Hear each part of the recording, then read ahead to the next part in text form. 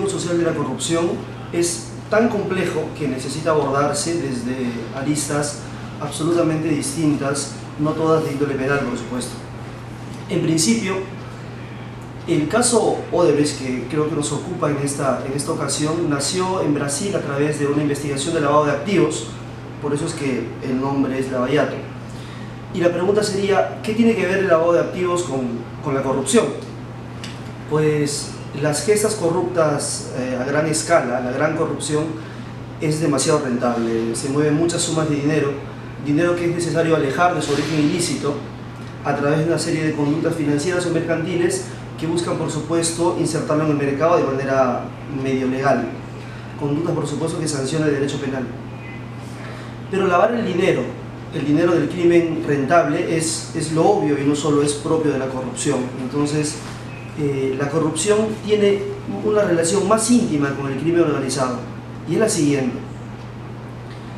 El crimen, el gran crimen, la criminalidad organizada, es rentable, es factible, es estable por el sistema de corrupción que tenemos en nuestro país. La corrupción estabiliza el crimen organizado, le hace rentable.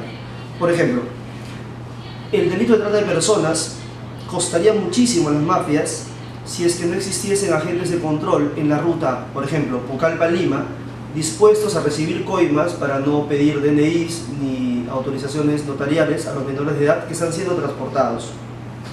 Si quitamos del juego económico al agente policial corrupto, las mafias tendrían que falsificar DNIs, tendrían que falsificar órdenes de permiso de traslado y esas cosas, y la mafia, claro, incurriría en muchos costos mayores, por supuesto, a los que le genera el agente corrupto que se hace la vista gorda y que permite el traslado de menores de edad de Pucallpa, en este caso, a Lima. Otro ejemplo, el narcotráfico. Sería costosísimo para el narcotráfico si no contaría con agentes corruptos de control en la selva que se hacen de la vista gorda en los laboratorios clandestinos. Sería costosísimo el narcotráfico si ya en la capital, por ejemplo, el narcotraficante no podría contar con agentes municipales que no controlan o no hacen operativos de narcotráfico en discotecas o balnearios, etc. Es necesaria la corrupción para que el crimen organizado funcione, y por eso digo que la corrupción lo estabiliza. Entonces, si queremos combatir criminalidad organizada, en este caso las grandes mafias de contrataciones con el Estado, debemos primero combatir el fenómeno jurídico-social de la corrupción. En segundo lugar, lo institucional en corrupción tiene que ver con una serie de mecanismos de los cuales se vale la organización criminal para tener ventajas y para lograr sus fines o concretar sus planes criminales. Pero para detallar esto es necesario partir de un tema absolutamente básico. Cuando la política cobija corrupción, estamos frente al problema más difícil y casi invencible de solventar. Cuando el sistema burocrático cobija corrupción, lo que realmente hace es acelerar comportamientos de corrupción, con lo cual hace que el daño de los delitos de corrupción sea absolutamente más grave. La corrupción replica el organigrama del Estado, replica la forma de funcionamiento del Estado y lo lleva a un ámbito absolutamente ilegal. Cuando la corrupción puede coordinar entre instituciones de determinado subsistema judicial, cuando la corrupción puede coordinar entre oficinas de la misma entidad, estamos hablando ya de corrupción institucionalizada. Con lo cual, el aparato burocrático es un gran acelerador de la corrupción.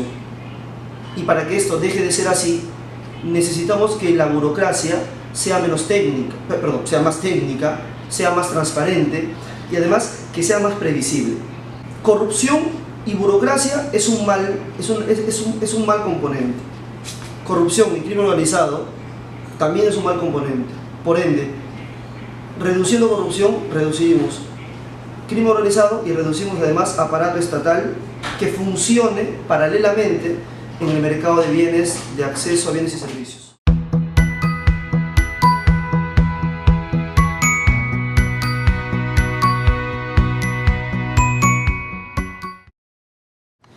El caso que ahora nos ocupa tiene que ver con concertación con el Estado, ¿no? Una empresa multinacional que captó a funcionarios públicos y logró una serie de licitaciones a través de concursos públicos fraudulentos en la selección, principalmente.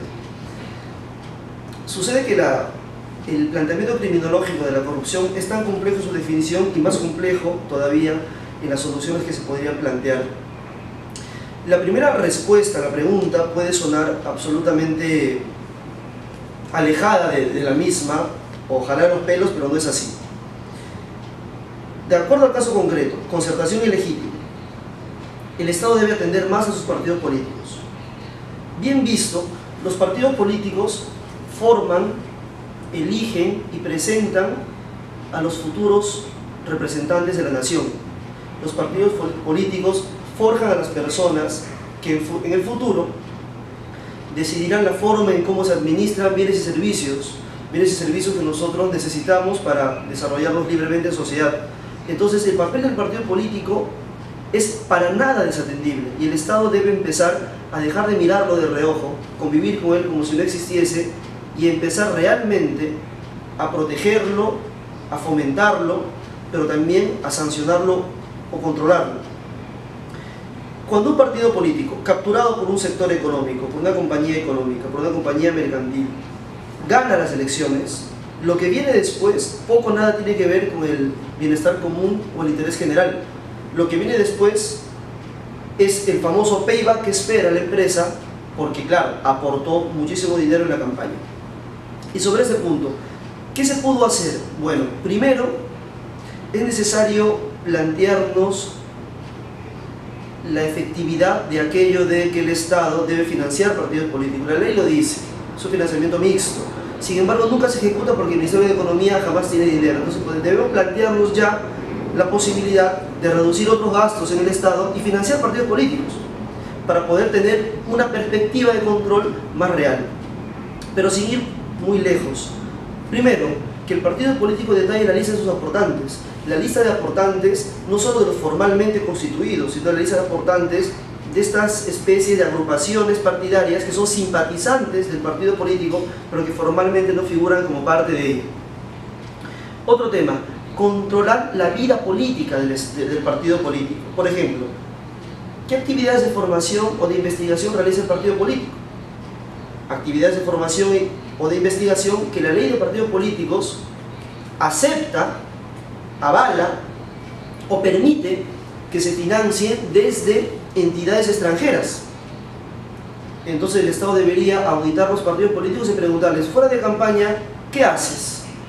¿Cuál es tu formación? ¿Cuál es tu investigación? Porque mira, mi ley te permite que te financies desde el extranjero. Entonces muéstrame qué estás haciendo. Otro tema, si tan cara es la campaña política y tan pocos fondos existen para hacerla frente, bueno, pues que las personas que logren el poder a través de sus partidos políticos tengan una especie de cuota mensual para su partido. Esto ya lo hace un partido político.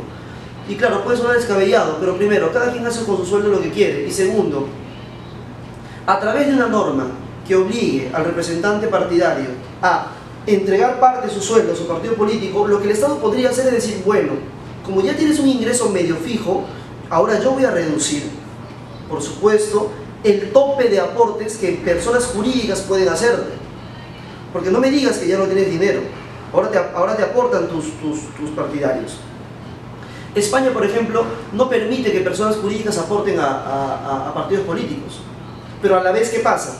En España el financiamiento del partido político es casi en su 100% oficial.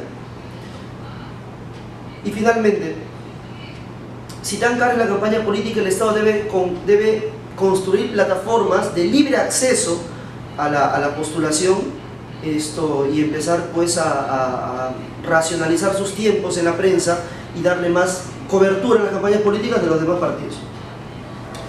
Esto se pudo hacer, ¿sí? Porque el caso tiene que ver, financiaron campañas políticas y claro, como las financiaron, luego el payback de la empresa privada es altísimo. Sin embargo, también es necesario apuntar, de acuerdo a las opiniones que ahora se escucha en la prensa, que solemos confundir medidas de prevención de corrupción con medidas de aseguramiento de intereses, que no es lo mismo. Primer ejemplo, la famosa cláusula anticorrupción. ¿Previene delito? No, no previene el delito de corrupción, porque se va a activar cuando un proceso medio formal ya haya empezado. Lo que la cláusula de corrupción asegura es que una parte contractual se lleve todo el peso, los costos de que el contrato deje de existir. Eso nos asegura, en primer término, la cláusula anticorrupción, pero una cláusula anticorrupción no previene el delito. La denominada cláusula anticorrupción, entonces, supone una medida no preventiva de corrupción, sino una medida de sanción de la corrupción, porque garantiza los intereses del Estado, intereses principalmente de reparación civil o de índole civil. Sin embargo, para luchar contra la corrupción también existen medidas mixtas, que sancionan corrupción y previenen corrupción. La más famosa de ellas es la auditoría aleatoria de contratación pública, una entidad nacional que audite de forma aleatoria las contrataciones con el Estado, de tal forma que puede pillar el delito, con lo cual será una medida de sanción, pero también puede generar un desincentivo a los empresarios, porque saben que en cualquier momento les puede auditar una oficina a la cual ellos no han capturado todavía y que puede traerles problemas de índole económico. Entonces, una medida mixta de prevención y sanción de corrupción, la auditoría aleatoria de las contrataciones con el Estado. Una medida preventiva absolutamente pura de corrupción ha de ser normativa siempre. Entonces, ¿qué hacemos normativamente para prevenir corrupción en contrataciones con el Estado? La primera de ellas es controlar más la norma y sus formas de habilitar corrupción. Por ejemplo, que el tope de contratación con el Estado sin concurso no sea tan alto. Quitarle discrecionalidad al funcionario público. Segundo, auditar o controlar normativamente de mejor manera las famosas contrataciones por impuesto, obras por impuesto. Utilizar un sistema normativo que las reduzca a su mínima expresión. Otro tema, controlar las famosas obras APP.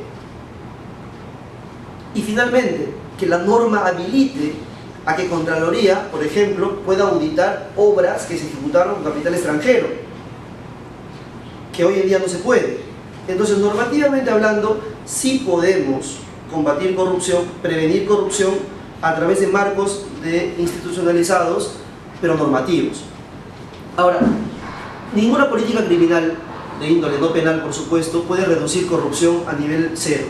Una buena política criminal lo que debe hacer es reducir las tasas o los índices de criminalidad a estándares tolerables en sociedad, que es lo que se buscaría en un Estado de Derecho. De tal forma que el control del delito cueste menos y los incentivos para cometerlos tengan menor incidencia en los agentes criminales.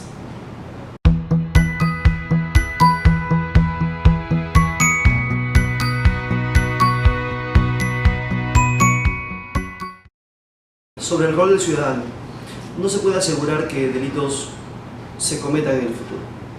Lo que se puede asegurar es que los ciudadanos tengan información. Lo que se puede asegurar es control. Debemos empoderar la ley de acceso a la información pública e informarnos acerca de las formas como se administran los recursos del Estado, criticarlos. El rol del ciudadano es informarse y criticar. No vamos a asegurar no actividad delictiva. Lo que podemos asegurar es control a través de la información. Es lo único que nos compete, porque debemos preocuparnos por aquello que realmente nos incumbe, y la corrupción es algo que nos toca personalmente a todos los ciudadanos, y lo primero que debemos hacer es informarnos. Ese es el rol de todos los ciudadanos que yo comparto.